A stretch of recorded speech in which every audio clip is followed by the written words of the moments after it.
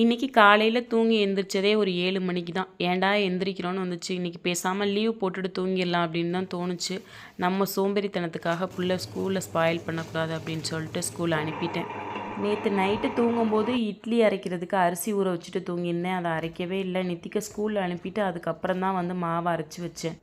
மாவை அரைச்சிட்டு மதியம் லஞ்சுக்கு வந்து முளைக்கட்டின கொண்டைக்கடலை வாங்கிட்டு வந்திருந்தேன்னா அதை போட்டு வெண்டைக்காயும் போட்டு புளிக்குழம்பு வைக்கலாம் அப்படின்னு சொல்லிட்டு தான் பிளான் பண்ணேன். வச்சிட்டு இருக்கும்போதே ஒரு தோணுச்சு பேசாமல் கருவாட்டு குழம்பு வச்சிடலாம் அப்படின்னு சொல்லிட்டு.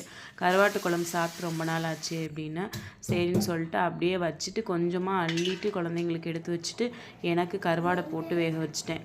சைனீஸ்க்கு வந்து முட்டை வேக வச்சுருந்தேன். நெத்திலி கருவாடு ஃப்ரை கொஞ்சம் இருந்துச்சு, அதை வச்சு சாப்பிட்றலாம். குக்கிங் வேலையை முடிச்சுட்டு நித்திக்கு போய் ஸ்கூலில் ரிட்டன் கூட்டிகிட்டு வந்தாச்சு. வந்துட்டு சாப்பாடை பிள்ளைங்களுக்கு ஊட்டிட்டு நானும் சாப்பிட்டேன். ஃபேவரட் சீரியல் பார்த்துக்கிட்டே சாப்பிட்டேன். சீரியல் செம்மையாக இருந்துச்சு.